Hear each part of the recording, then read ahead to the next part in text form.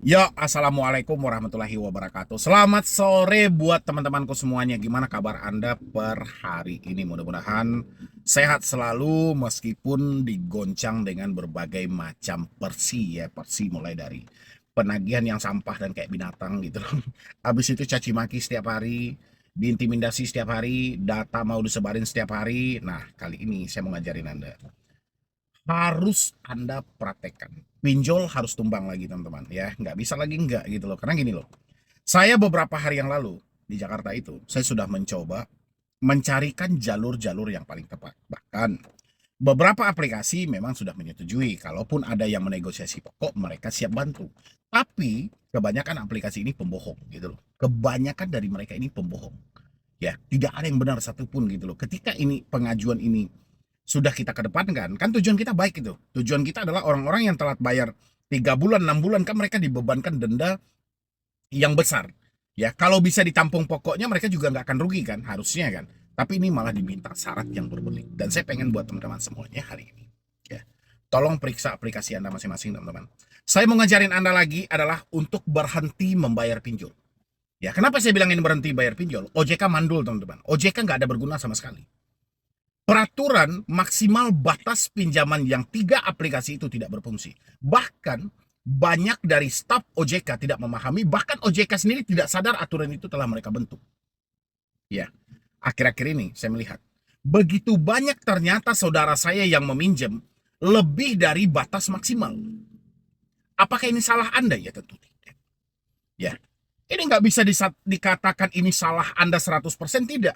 Aturan ini dibentuk OJK tujuannya supaya pihak pinjol ini mengkontrol. Ya, mengkontrol calon si borrower mereka, mengkontrol calon si konsumen mereka, bukan malah mereka loss seperti ini tidak. Ya, yang pada akhirnya Anda yang akan dikorbankan. Ya, harusnya kan mereka mempertimbangkan kenapa ada aturan maksimal 3 aplikasi. Ya, walaupun saya berbincang sedikit dengan pihak API kemarin pun, mereka ini terjadi miskomunikasi antara API dan OJK. Ya, itu nggak urusan kita kan. Yang penting OJK telah mensahkan dan OJK telah melegalkan aturan ini. Nah, sekarang di lapangan ditemukan ada orang yang meminjam 6 aplikasi, 11 aplikasi, 20 aplikasi, ada yang lebih dari hal itu. Gila nggak ini? Berarti aturan ini mandul nggak jalan sama sekali. Kenapa dilegalkan? Kenapa aturan ini dikeluarkan sekarang Anda yang jadi korban? Makanya hitung 3 aplikasi di awal. Ya, hitung 3 aplikasi di awal. Yang paling pertama sekali Anda pinjam. Aplikasi keempat dan seterusnya berhenti bayar. Kenapa? Ada aturannya. Ya, kalau nanti ada yang menagih, kenapa kalian tidak bayar? Saya mengikuti aturan OJK. OJK menyampaikan hanya maksimal 3 pinjol. Salah Anda kenapa mencairkan? Ya, saya sebagai broker, saya sebagai konsumen, apapun yang Anda berikan saat itu saya menampung karena saya nggak tahu aturannya. Harusnya aturan ini menguntungkan bagi pihak pinjol. Kalau benar-benar mereka patuh, benar-benar mereka taat. Tapi ini karena mereka tidak taat. Kita kasih efek jerah. Ya, biarkan. Ini kesalahan fatal kok. OJK sendiri yang menyampaikan dalam COJK nomor 19 itu, maksimal 3 pinjol. Tidak boleh lebih memitigasi resiko gagal bayar. Sekarang orang berapa?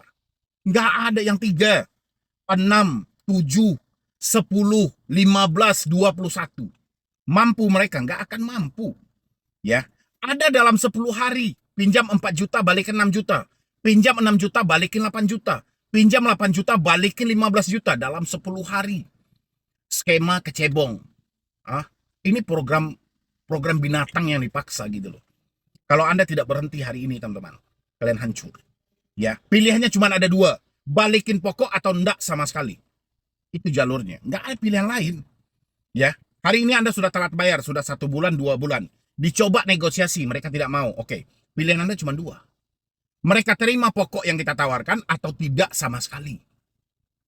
Ya, melapor ke OJK, Anda sampaikan tentang COJK tadi, masih banyak ternyata staf OJK itu tidak memahami aturan ini. Bayangin, mereka yang membuat aturan, mereka pun juga tidak paham. Hah? Ada kemarin, salah satu dari follower saya juga datang ke OJK. Dan ketika si follower ini menyampaikan, ada loh aturan begini. Kenapa saya bisa dapat 22 aplikasi? Ya, pihak dari staf OJK hanya melamun. Taunya dari mana, Pak? Dari Google ya? Kan lucu gitu loh. Ah, sekelas OJK aja nggak paham. Apalagi AFI. Ya, apalagi pinjol. Jadi ini benar-benar kalian berada di titik di mana kalian harus mengambil keputusan sendiri untuk keselamatan diri Anda. Nggak bisa lagi kalian hanya percaya, wah bang, data saya nanti disebar bang. Nanti dia datang ke rumah bang. Udah nggak berlaku lagi hal-hal seperti ini. Saya pengen teman-teman semuanya kompak. Hitung sampai 3. Aplikasi yang paling pertama Anda pinjam. Aplikasi keempat, kelima, dan seterusnya berhenti membayar. Ya, berhenti ini sampai kapan bang? Sampai mereka mau atau tidak dibalikan pokoknya. Kalau mau kita balikan, kalau tidak enggak sama sekali. Ya, ini nggak bisa dikatakan sepenuhnya kesalahan Anda.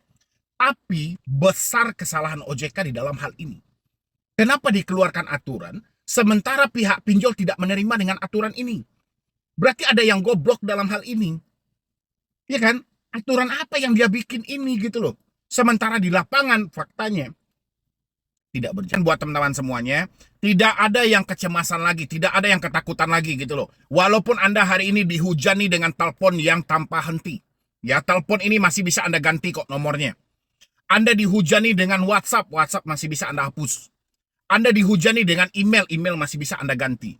Jangan Anda tambah lagi kapan dia datang ke rumah, tapi cobalah Anda untuk jujur aja. Jujur dan terbuka dengan keluarga Anda, sehingga pertanyaan kapan dia datang ke rumah tidak perlu lagi menjadi beban yang berat bagi diri Anda. Ya, kalau nggak Anda paksa diri Anda untuk lepas dan keluar dari semua ini hari ini juga, percayalah sama saya teman-teman semuanya, Anda tidak akan bisa keluar dari jeratan ini. Yang ada adalah Anda makin habis, Anda makin hancur. Ya, bunga pinjol itu suka-suka hati, tidak sesuai dengan aturan OJK.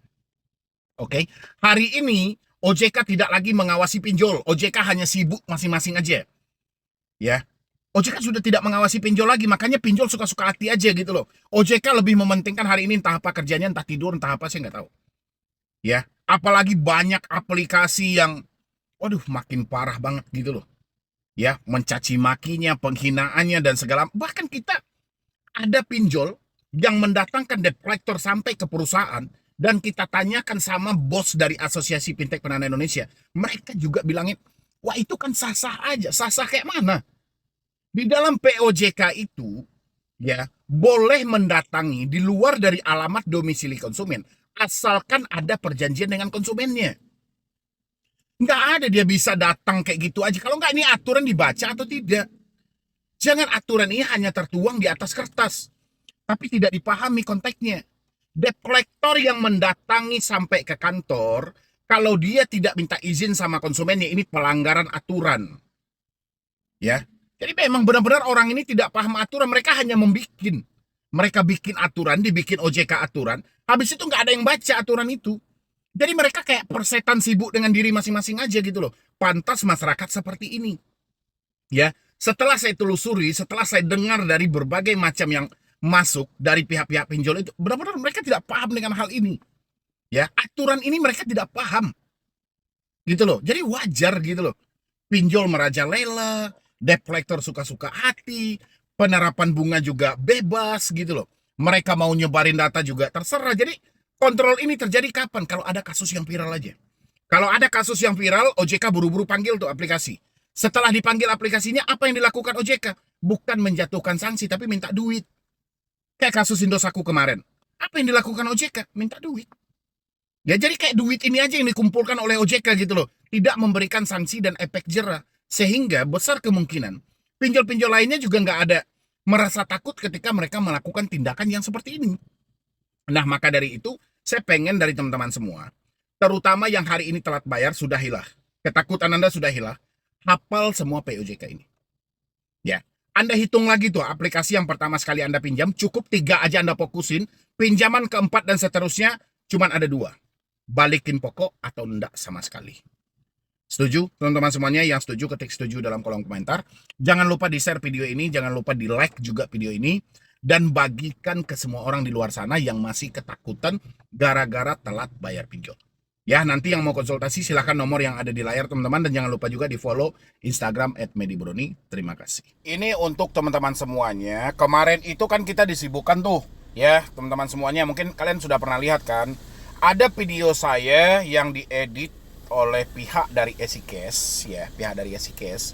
Yang mana video itu ya wajah saya ya, itu memang AI wajah saya, dan saya jujur saya sangat dirugikan dalam hal itu teman-teman. Jujur saya sangat dirugikan. Saya nggak tahu lagi sudah berapa banyak teman-teman yang meminjam gara-gara melihat iklan saya itu. Mungkin entah siapa yang meminjam dan tertarik gara-gara munculnya wajah saya di sana gitu loh. Tapi yang sangat saya sayangkan hari ini teman-teman adalah ketika ada satu nasabah yang mana dia mengalami telat bayar selama 1 tahun, dan dia beretikat baik untuk melunasi hutang mereka di EasyCash gitu loh, di EasyCash dia beretikat baik untuk melunasi hutang dia secara pokoknya. Karena selama ini yang kita tahu adalah OJK selalu memberikan solusi adalah negosiasi secara internal. Cuman itu solusi OJK, nggak ada solusi lain dari itu. Cuman ini malah ditolak teman-teman. Ditolaknya itu malah dibilangin minta restrukturisasi dulu, minta perpanjangan dulu. Woi, ini orang sudah tidak mampu udah bertahun. Udah syukur kita edukasi, mereka berinisiatif membalikan pokoknya. Seharusnya pihak EasyCash langsung ambil, langsung terbuka, udah tampung tuh. Daripada kalian rugi total.